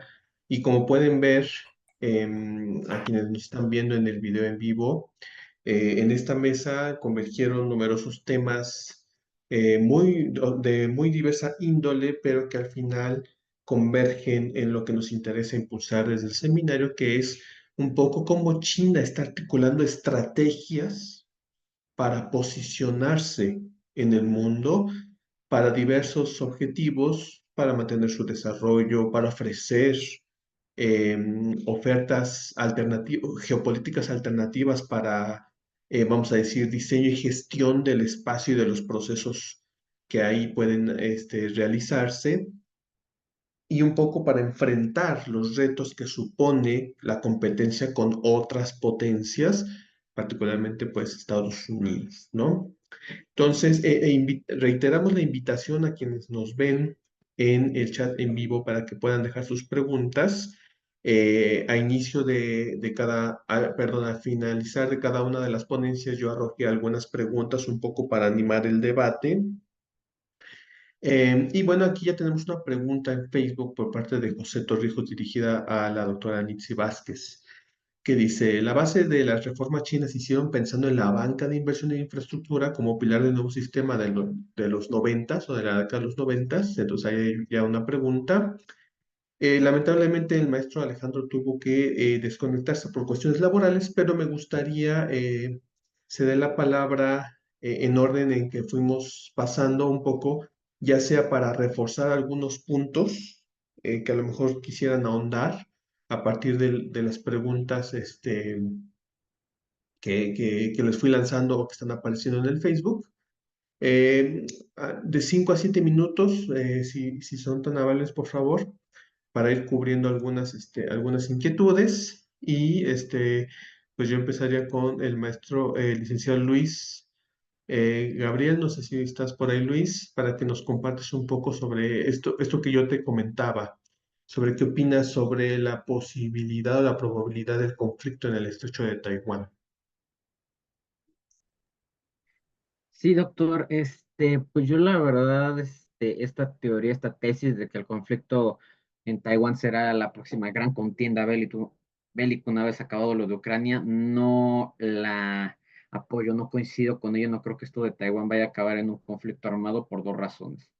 Una, la que ya expuse del gran valor que posee TSMC para la industria mundial, o sea, TSMC es el objetivo claro de China, ahora sí que dicho coloquialmente es la gallina de los huevos de oro. O sea, China quiere tener el control de esta industria. Si se hace con Taiwán por las buenas, de que de la misma manera que como lo hizo con Hong Kong, de que llegue un gobierno que se reintegre con China y le dé el control, China va a tener esa industria. En cambio, si hace una invasión armada, pues se arriesga a que esta industria se pierda, se dañe o se destruya completamente. El valor de esta industria es tal que el año pasado o antepasado el senador estadounidense Seth Moulton declaró que si China invade Taiwán, Estados Unidos debería de bombardear y destruir TSMC. O sea, la lógica estadounidense ante el riesgo de que China se haga con esta industria es tal que dicen es preferible que se destruya a que caiga en manos de China, porque ahora sí, si me permiten hacer un símil con la cultura popular y con el cine, esta industria literal es para China lo que la última gema del infinito para Thanos. Esta industria es lo que la consolidará, o sea, se está haciendo con la espina dorsal de la industria tecnológica mundial por completo. O sea, China, por ahí hemos leído que siempre tiene amenazado a Taiwán de que si un día sale a decir me declaro independiente, los va a bombardear, que siempre tiene armas apuntando a Taiwán, pero China no le conviene. Y el segundo punto es que si bien este año, este 2024 que inició, me parece que fue iniciando el 24 a finales del 23 las elecciones presidenciales, si bien Lai Ching-te, quien fue el vicepresidente de la emblemática presidenta Tsai Ing-wen, ganó las elecciones, esta victoria fue de manera muy pírrica, porque en primer lugar, Lai ganó, pero ganó con 40% de los votos. Los otros, me parece que eran otros dos o tres candidatos, obtuvieron el resto. ¿Qué quiere decir esto? Lai obtuvo el 40, pero esto quiere decir que la oposición obtuvo el 60. De haber habido segunda vuelta en Taiwán, probablemente con estas cifras hubiera ganado la oposición afín a reintegrarse a China. Es el peor resultado. Tsai me parece que cuando ganó la segunda vez ganó abismalmente, pero este es un resultado pésimo para Lai. Y a esto se le agrega, esto es lo peor para Lai, que el parlamento taiwanés quedó en posesión mayoritaria del Kuomintang y aliados. El Partido Demócrata Progresista perdió la mayoría y ahora Lai tendrá que negociar con la oposición afín a la reintegración de Taiwán con China. Es más, desde 2022 el Partido Demócrata Progresista ha ido en picada. Hubieron elecciones regionales donde de 15 zonas, de 15 regiones, el partido de Tsai y Lai ganaron creo que entre dos o tres, el resto se los embolsó el Kuomintang, la oposición afín a China. La derrota fue tal que Tsai renunció como presidenta del partido y dijo, esto nos tiene que servir de reflexión para ver qué es lo que estamos haciendo mal y mejorar. Kissinger en su obra China dice que los chinos son muy dados o su lógica es esta lógica ajedrecista de puedo perder la batalla pero no la guerra. O sea, los chinos siempre van a desplegar sus jugadas para ganar a largo plazo. O sea, si bien China perdió al corto e inmediato plazo, pues con esto de que el Partido Demócrata Progresista perdió regionales, el Kuomintang se hizo con el Parlamento y literal parece ser que lo único que lo salvó de no perder la presidencia fue que la oposición, y eso que lo intentó, aglutinarse con un único candidato, pero si lo logra de aquí a 2028, me parece que la próxima elección, el Kuomintang muy seguramente volverá y pues se dará una reintegración Taiwán-China muy similar a lo que pasó con Hong Kong. Y eso es lo que quiere China, ganar a largo plazo, de que el Kuomintang le dé el control, se reintegren y tenga la industria y todo su objetivo cumplido. O sea, reitero, perdió Xi Jinping al inmediato y corto plazo, pero ya no digamos el lejano, el plazo medio le es muy sonriente a China y a Xi Jinping en general para esta reintegración. Por eso no, yo creo que China puede esperar de mínimo de aquí al 2028 para ver una muy fructífera reintegración con estos resultados en la política interna taiwanesa. Muchas gracias, Luis. Aquí me permito un poco también complementar esta respuesta, porque recordemos también que parte del esfuerzo del gobierno de Estados Unidos es pues sacar ese cuasi monopolio que tiene Taiwán en la producción de los semiconductores, justo con el CHIPS Act, ¿no? Un poco preparándose para este escenario bélico, porque la carta de Taiwán de posicionamiento geoestratégico es yo controlo la producción de chips, ¿no? Pero, eh, pero bueno, Estados Unidos dice, bueno, vamos a sacar entonces esa producción, se está tratando de diversificar esa situación y entonces Taiwán pues se ve en esta disyuntiva, ¿no? Y a esto se suma que el símil chino de esta gran empresa taiwanesa, la TSMC, el símil chino que es la SMC, ya está avanzando a pasos agigantados en la producción de nanochips. Eso también, pues un poco tiene que ver con, bueno, hacia dónde va Taiwán, ¿no? En esta situación. Muchas gracias, Luis. Y bueno, también les compartimos que ya hay también varias preguntas para la doctora Nitzia Vázquez, lo que refleja un poco la importancia de este tema que ha tratado la profesora y lo poco que se habla, ¿no? Sobre las finanzas, ¿no? Que es un aspecto, ahorita la doctora me corregirá si me equivoco, pero es un aspecto un poco enmarañado en China, o sea, que es una cosa que, bueno, híjole.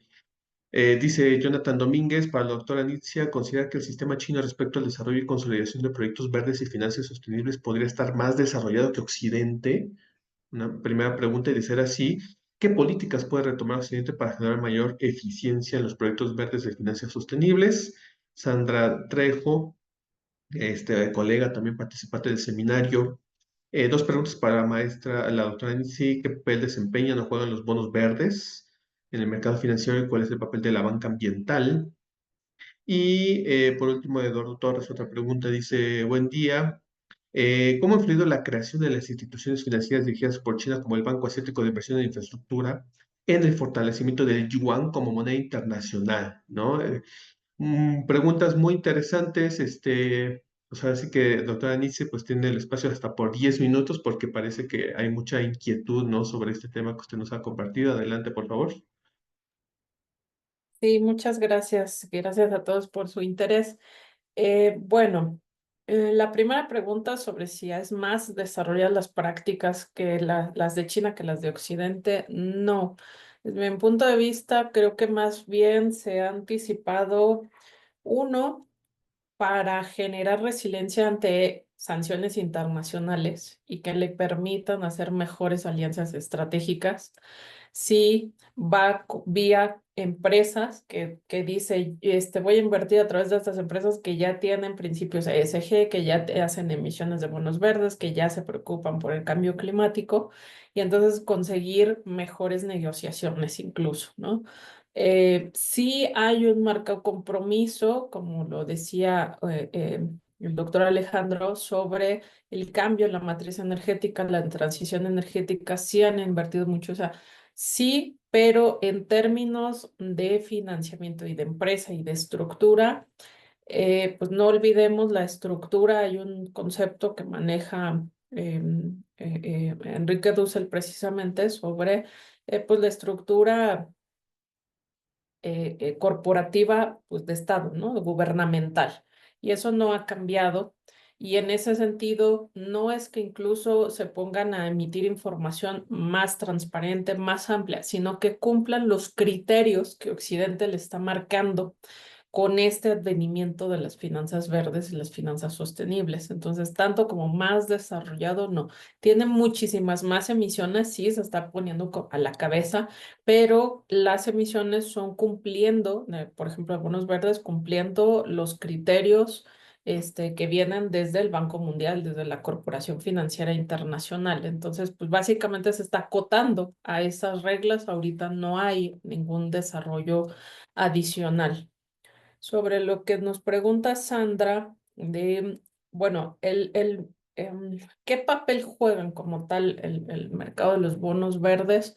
Pues aparentemente ahorita pasó a representar más del 40% la deuda internacional que anda circulando. Los principales emisores son precisamente China, son, por ejemplo, enseguida el Banco Mundial. De hecho, el precursor fue Banco Mundial y después ya China le quitó el liderazgo. Y los bonos verdes propiamente lo que te dicen es, a ver, yo voy a utilizar estos recursos en cierto tipo de inversiones que cumplan con tales elementos. Esos elementos pueden ser directamente energías limpias, eso es una primera directriz. Otra directriz es, esos recursos los voy a utilizar esta empresa que ya cumple con las directrices de medio ambiente, principios sociales y principios de gobernanza, le llamamos los principios ESG. Y el papel que están jugando, bueno, pues que cada vez hay más emisiones. Ahora a eso se le ha incorporado criterios, por ejemplo, de género. Y entonces, si son empresas que manejan certificaciones de género, que me prueban una plantilla de contrataciones que es 50% hombres, 50% mujeres, que me manejan capacitaciones en la materia para que las personas aprendan su convivencia con jefes y jefas de distintos géneros, etcétera. Entonces, si yo cumplo todos esos criterios, bueno, entonces ese financiamiento lo utilizo para invertir y además puedo obtener una rentabilidad mejor.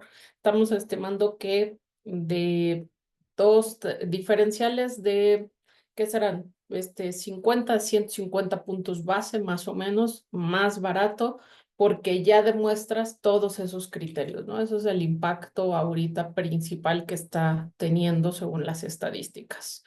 Em, la parte de la banca ambiental es que en realidad la banca ambiental como tal, o sea, no es una banca específica, sino es los bancos están incorporando criterios para darte financiamiento. Entonces, un primer criterio era, por ejemplo, capital de riesgo o para emprendedores.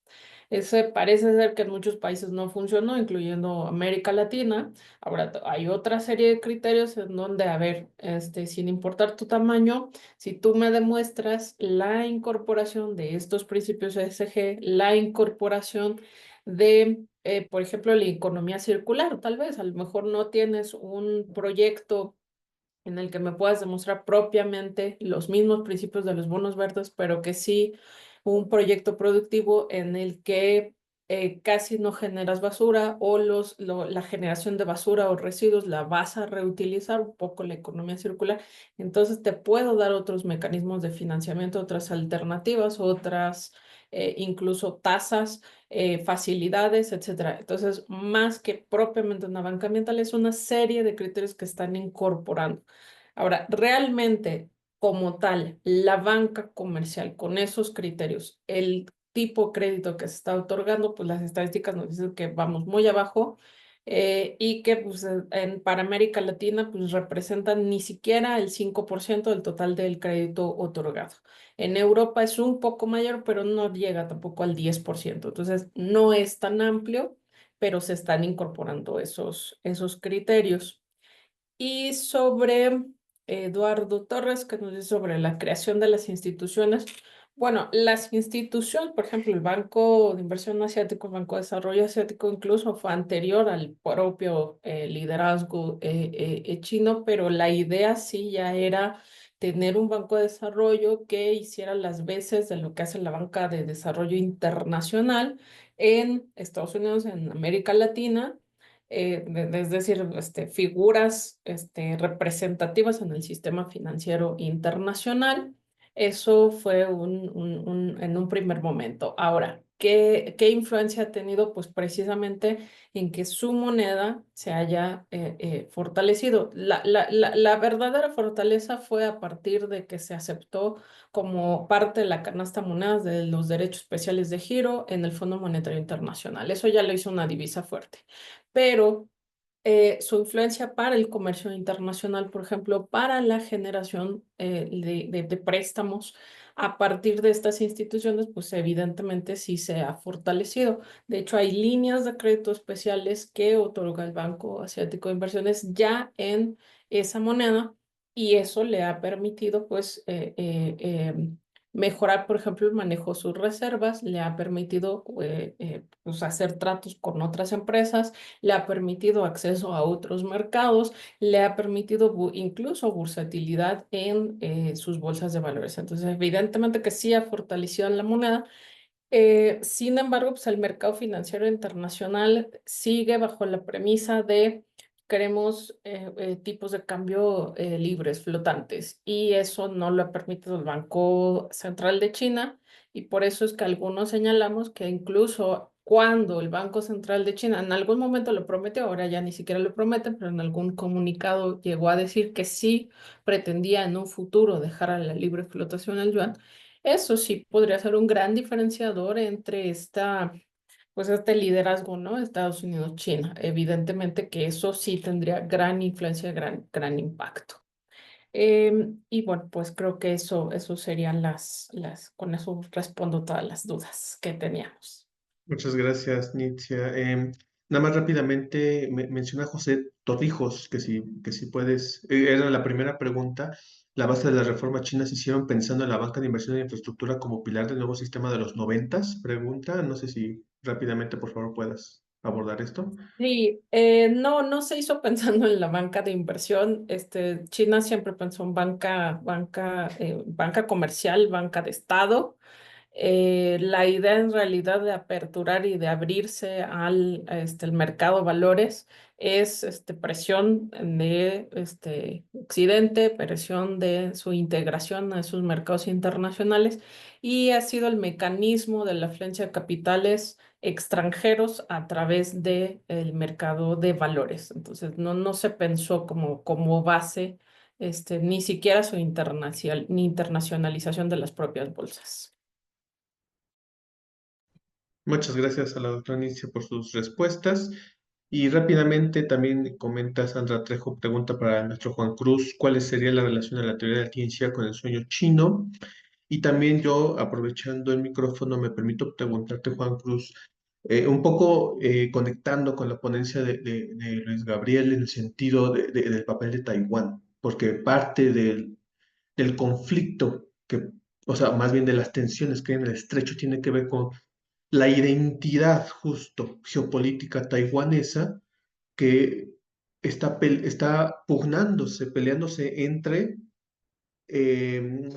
reintegrarse, vamos a decirlo, a la esfera cultural china y todo lo que implica, o reintegrarse a la esfera cultural occidental, ¿no? Y todo lo que implica. Y eso lo hemos visto también en Hong Kong, lo vemos también en Corea del Sur, es decir, hay estos espacios geoculturales que están luchando y es justo el frente, ¿no? El frente no quiero decir de batalla, pero sí de tensiones entre dos ofertas civilizadoras o civilizacionales distintas, ¿no? Que tienen que ver con esta situación ¿Qué opinas tú al respecto sobre justo la identidad geopolítica taiwanesa en esta pugna, ¿no? Y bueno, está la pregunta también de Sandra. Adelante, Juan.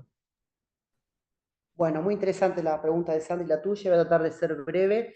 En el caso del Tianxia como un sistema de gobernanza global, que si bien tiene 3.000 años y se puede reactualizar, o Yang Tianshan lo trae a la contemporaneidad geopolítica, tanto el sueño chino como la comunidad de destino compartido, como el confucianismo, están jugando en tratar de legitimar esta nueva lógica de gobernanza que tiene China, que si bien podemos discutir que los objetivos son similares, las estrategias, las lógicas son totalmente diferentes, ¿no? Entonces, el sueño chino, hay un autor, Gustavo Santillán, que él también lo diferencia un poco en relación al sueño norteamericano. Es interesante cómo China reconstruye su alteridad, ¿no? Como Occidente lo hace con China, China lo hace con Estados Unidos. China va a decir que el sueño norteamericano es un sueño individual, y que el sueño chino es un sueño colectivo. Por eso cuando habla de civilización, lo habla tanto para el pueblo chino como para el mundo, ¿no? Lo que trata de exportar China es una lógica más civilizatoria. Y lo discute un poco también anticipándose la ruta de seda sanitaria, a que hay impactos globales, que la pandemia, que todo un mundo global implica salidas interdependientes, ¿no? Y por otro lado, otra cosa que también los últimos tiempos, en relaciones internacionales, lo cultural está como medio subsumido por lo político, hoy aparece un paradigma más de la diplomacia cultural y la diplomacia pública. La diplomacia pública es China en los medios de comunicación. Sabemos que en Occidente es muy complejo, por eso China construye paralelamente sus redes sociales, sus plataformas, tiene sus medios periodísticos traducidos al español, pero también tiene diplomacia cultural, que tiene que ver las ciudades hermanadas, los institutos de Confucio. China trabaja, pongo el ejemplo de Argentina. Argentina no tiene relación diplomática con China, es más, hay una situación de fuerte aislamiento, pero sin embargo China no deja de relacionarse con las universidades argentinas, con las provincias argentinas. Digo, China, lo cultural es un basamento muy fuerte. Así que la relación es alimentar esta nueva lógica política que tiene la discusión occidental, digamos, porque hablar del Tianxia es difícil, ¿sí? Tiene una cosmovisión un poco religiosa. No me quiero meter en lo religioso, pero también es un tema de la religión en China. No hay una religión central, se confundió el confucianismo con una religión, el culto de los ancestros, pero hay una especie todo el tiempo de mezcolanza en la cultura china, que hay que tratar de desembarañarla para entender un montón de cuestiones. Y en el caso de la identidad, como vos planteás muy bien, ahí se está discutiendo quién tiene la herencia de la cultura china verdadera, ¿no? Esta idea de la nación del centro, ¿no? Si son los chinos, si es Taiwán. Hay que entender que también cuando se da este conflicto y se van a la provincia de Formosa, se produce todo un fenómeno político y social aparte del continente en la lógica insular. Y creo también que vos nombraste Hong Kong, y Hong Kong creo que es un espejo para Taiwán. Primero por las cuestiones de conflicto que ha tenido China con Hong Kong y cómo los medios de comunicación, sobre todo en la época de Trump, se ha agarrado muy fuerte de eso, ¿no? Decir, bueno, miren que si Taiwán se unifica va como Hong Kong, ¿sí? Van a tener un montón de limitaciones. Por otro lado, creo que China lo que busca es la interdependencia. Eso lo sabe manejar muy bien China, ¿no? Tener interdependencia con el otro, ¿sí? Hacer acuerdos, que haya empresas taiwanesas.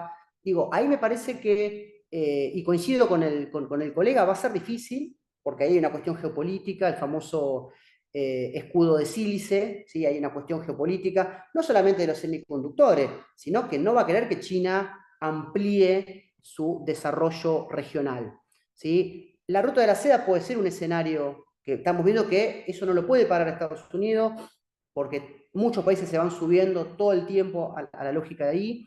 Así que yo creo que ahí hay una disputa, como decimos, geocultural, geopolítica, que veremos cómo se dirime.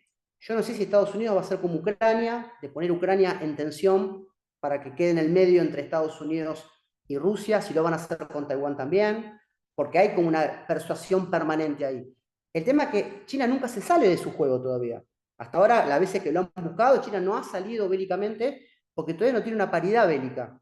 En geopolítica hay como dos discusiones, ¿no? Se va a una cuestión bélica con Estados Unidos y en algún momento hay una tendencia a eso, y otra es que China hoy no le conviene por una cuestión de no romper las interdependencias que tienen de energía, de comida, de alimentos. Hoy los chinos están incorporando hábitos alimenticios que antes no tenían. Bueno, ¿qué pasa con eso también? Digo, entonces el impacto de China ante un conflicto bélico con Taiwán, si uno escucha el último discurso de Xi Jinping en el centenario, fue claro, ¿no?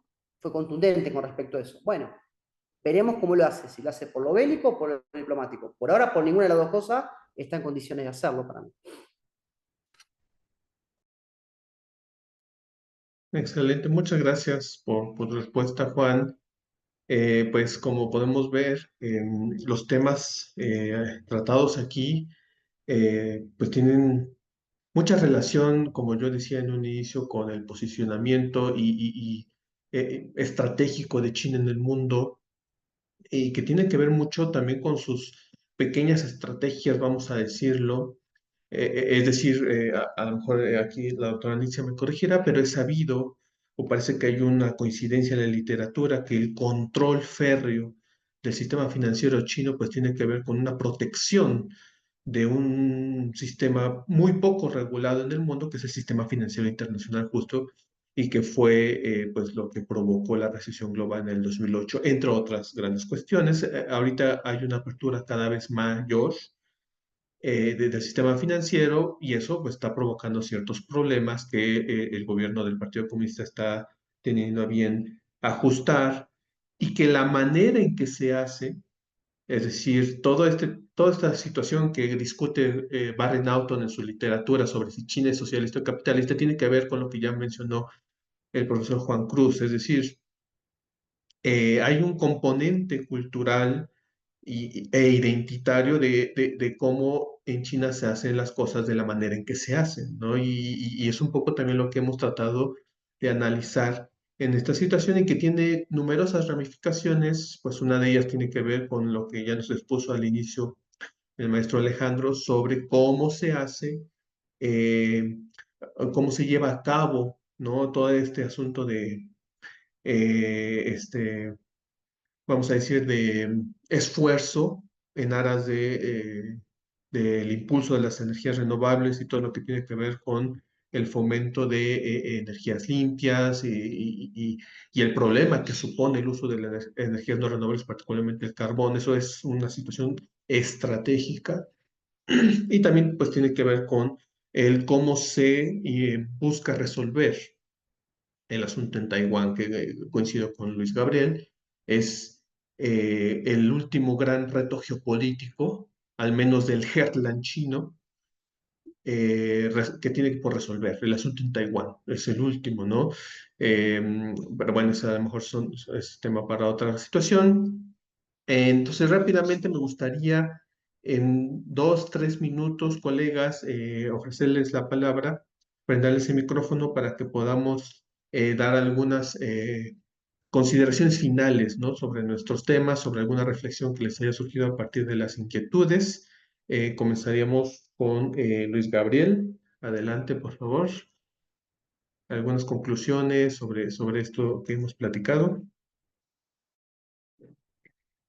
Sí, pues básicamente, ahora sé que mi conclusión sonará muy obvia, pero es que el poderío chino, su consolidación como potencia prácticamente hegemónica, bueno, tal vez no hegemónica, pero sí la número uno, está a la vuelta de la esquina, o sea, ya es algo que está próximo, que es innegable. Muchos teorizan de que no, que China tarde o temprano va a caer, se teorizaba que el COVID-19 incluso iba a ser como Chernobyl para la Unión Soviética, pero no, China ya ha consolidado, tenemos esto de Taiwán, pero China por sí sola ya ha consolidado una industria y un poderío, como mencionaban, el rubro militar tal vez aún le falta pulirlo un poco, todavía a Rusia, incluso me parece a Arabia Saudita le llevan una ventaja considerable, pero ya en ámbito económico y tecnológico ya está compitiendo de tú a tú con Estados Unidos y ya le está llevando la delantera. Un tema que, por ejemplo, está ahorita muy en boga es el desarrollo de la inteligencia artificial. Estos microchips son clave para el desarrollo de esta tecnología en la que Estados Unidos y China están peleando. De hecho, Vladimir Putin declaró que el desarrollo de esta tecnología iba a consolidar a la nueva superpotencia mundial.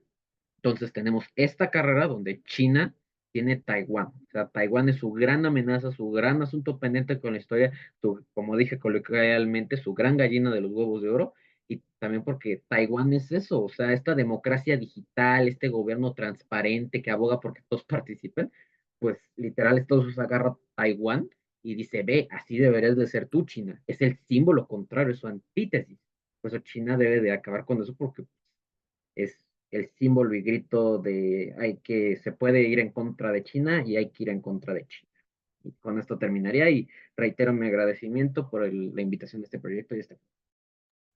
Muchas gracias, Luis Gabriel. Doctora Nietzsche, adelante. Sí, gracias. Pues yo finalizo nada más puntualizando. Recordemos que el liderazgo de China también está siendo un liderazgo diferente, está haciendo las cosas diferente. Y en eso tendríamos que reflexionar, no en caso particular de la banca, el financiamiento es un financiamiento a lo mejor con un contexto de valoración en términos de riesgo, de cuánto líneas de crédito, etcétera, tradicional a como está acostumbrado Occidente. Sin embargo, ¿qué se está financiando? ¿En qué momentos? Y más importante ahí, considerar a la banca como un mecanismo de financiamiento activo para una estrategia y una política industrial de largo plazo, es lo que Occidente dejó de pensar y de establecer hace más de 50 años. Y esa parte diferente es la que deberíamos estar discutiendo si vale la pena reincorporarla en nuestras economías como las latinoamericanas. Entonces, no es solo mirar en alguna ocasión, en alguna clase, me recuerdo que un profesor nos decía, es que no es el milagro chino, el milagro es una planificación de largo plazo donde confluyeron estrategia y además todo el posicionamiento de instrumentales, políticas, directrices para llevar a cabo esa planeación. Y eso me parece que es lo que deberíamos estar mirando para ver cómo adoptamos de ese liderazgo. Gracias. Muchas gracias, Nietzsche, adelante, Juan. No, un poco, bueno, agradecerle también a vos, Eduardo, a los colegas, un poco lo que decía recién la colega, coincido, uno quizás pensándolo como planteaba ella en América Latina, y si quieren, en el caso, bueno, de Argentina, hoy nosotros estamos en un eje complicado, y uno también puede entender qué aporta Occidente y qué aporta Asia y China en relación a la situación de Argentina. Creo que es paradigmático, ¿no? Nosotros estamos hoy en el eje occidental, con Norteamérica, a favor del sionismo, en contra de Rusia, en contra de China, y no tenemos ningún beneficio, ni económico, no llega el financiamiento, nos perdemos de participar del BRICSA con todo lo que implica en lo económico, y ahí digo, bueno, entonces ahí me pongo a pensar qué puede aportar China. Y ahí, en la experiencia, creo que hay dos cosas interesantes. Una es seguir construyendo material traducido por China y también por nosotros. Hace poco salió una traducción de un libro de Malvinas en chino mandarín.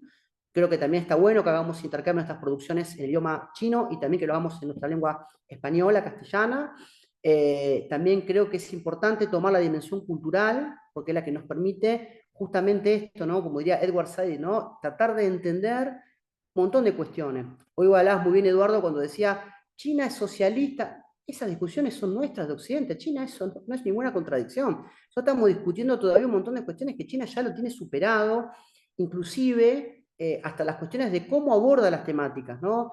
Cómo piensan, cómo desarrollan los conceptos. Bueno, hay un montón de discusiones que creo que todavía estamos, como diría al principio Jane Golden, que yo citaba, estamos muy en lo superficial. Entonces creo que tenemos que seguir, aunque también considero que China tiene que abrirse un poco más también a poder construir puentes entre nosotros, porque ahí ellos tienen mucho interés en que lo que nosotros pensamos de China, pero también está bueno que nosotros podamos articular espacios interuniversidades, además proyectos de investigación con otras universidades, como hay ciudades hermanadas, que haya también proyectos de investigación hermanados, creo que tenemos que seguir avanzando con eso, porque a veces uno dice, vos sos especialista en China, y uno no es especialista nunca en China, porque es muy complejo, y acá quedó demostrado que está la dimensión financiera, la dimensión geopolítica, cultural, y que estas dimensiones son operativas. En la medida que podamos confluir más dimensiones, más entenderemos los procesos políticos, culturales y geopolíticos de este país tan complejo y tan importante en esta actualidad.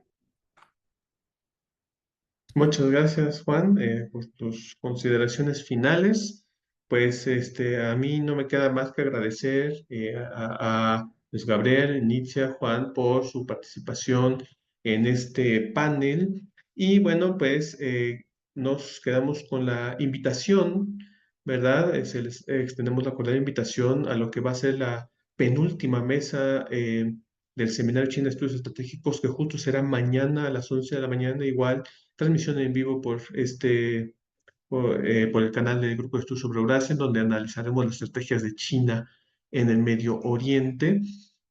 Pero por mientras, no queda más que despedirnos, agradeciendo a quienes nos vieron por el video en vivo en el Grupo de Estudios sobre Eurasia. Les recordamos que este video igual posteriormente se subirá al canal de YouTube del Grupo de Estudios sobre Eurasia.